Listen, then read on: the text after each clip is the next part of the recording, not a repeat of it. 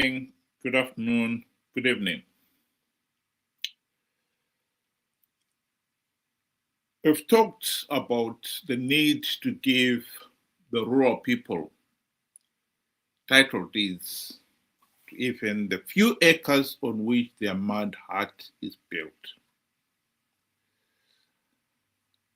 This makes sense. It's not rocket science. And yet,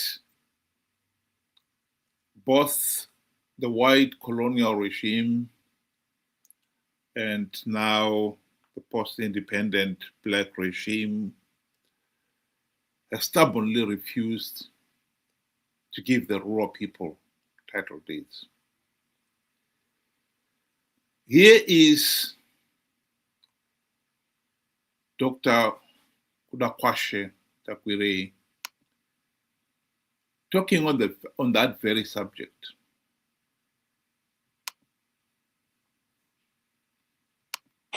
When we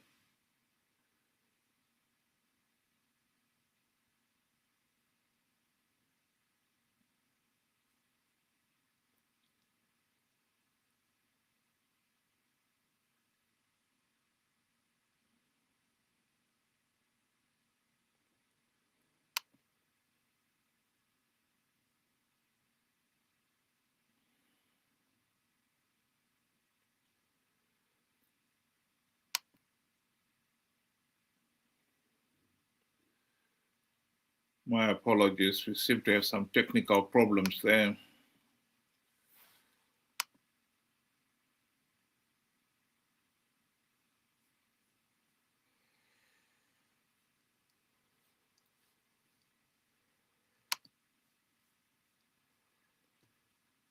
My apologies. But what he's basically saying is something that we have all known. That if you give the local people title deeds to the land, they will have the confidence to develop it. The bank will have the confidence to give them financial assistance because they can use that land as collateral. And yet, both the white regime of Ian Smith and the Zanu PF regime of Robert Mugabe and now Emerson Mnangagwa have stubbornly refused to give blacks title deeds.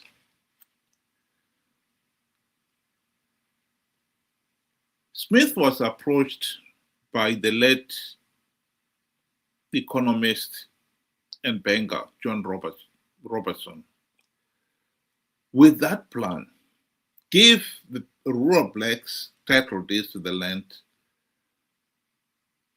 and you economically empower them and boosting the nation's economic performance.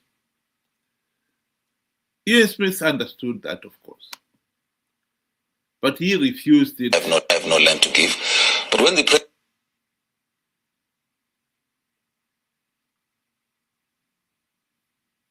sorry about that.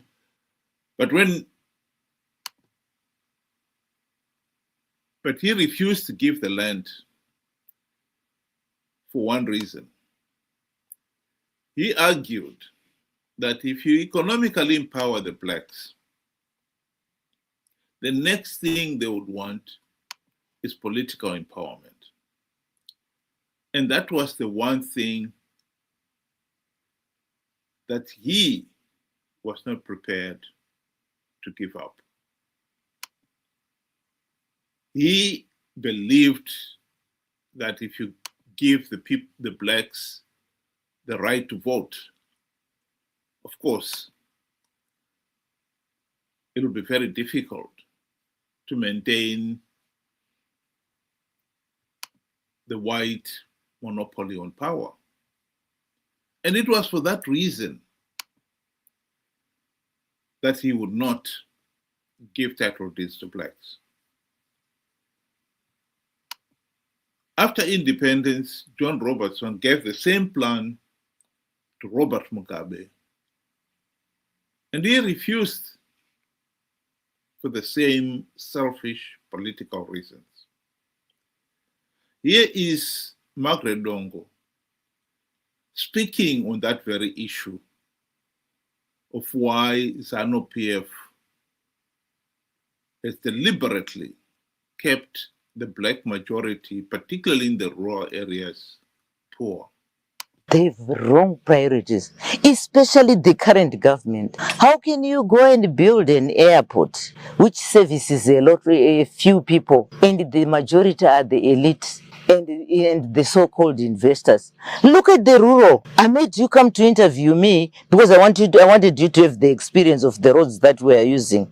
If we go today to our hospital there, you feel pity with that's a hospital in a rural area. If we go to our clinic, you feel pity. We have no piped water here.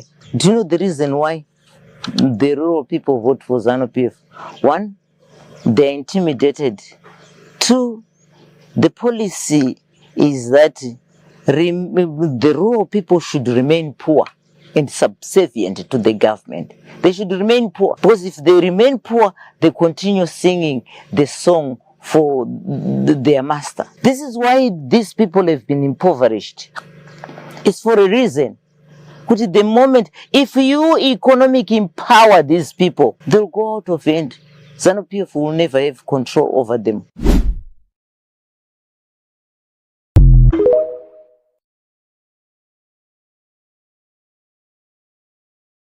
It has been at the heart of our failed political system, where those in power feel they have to keep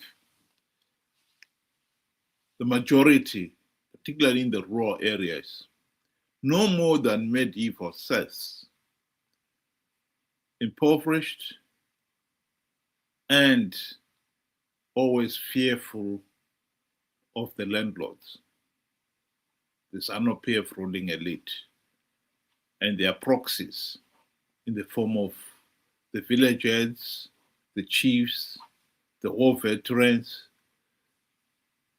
the Zanu PF militia, all backed by the state institutions like the police, the judiciary, etc. Zanu PF will never give title deeds to the rural people because they want them to remain poor and subservient to the regime. The regime considers the rural areas as its political strongholds, precisely because of that. During elections, if a villager gets a visitor, he has got to report him to the party structure that he has got a visitor. Because during elections, rural areas are no-go areas for the opposition.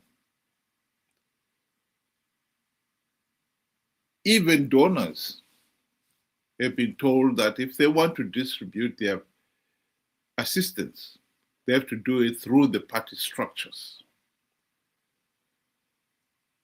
And some donors have refused to do so, and they've been forced to leave the country.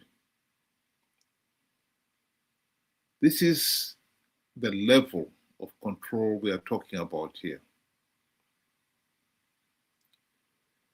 It is a pity that it's nearly 50 years after independence, and yet millions of our fellow citizens continue to be no more than serfs in the medieval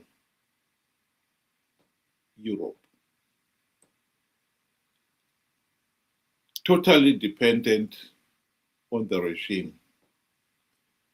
As much as Dr. Kudakwashe Tagwirei has Mnangagwa's ear, on many issues, you will find that telling Mnangagwa that he must give the rural people title deeds will be a waste of time. Mnangagwa, when it comes to that subject, is deaf in both ears. Because Mnangagwa and these Zanu PF cronies have tested power, absolute power, this last 46 years. And they know that the party's continued rule depends on making sure that the party does not relinquish its iron grip on the rural people. And giving them title deeds will economically empower them, and an economically empowered rural povo would demand political empowerment. And that is the one thing Zanu PF is not prepared to do. The irony is the whole nation will never really be free as long as millions of our fellow citizens remain serfs by design. That is the tragedy of Zimbabwe. And we have failed ourselves in that we have failed to put an end to it.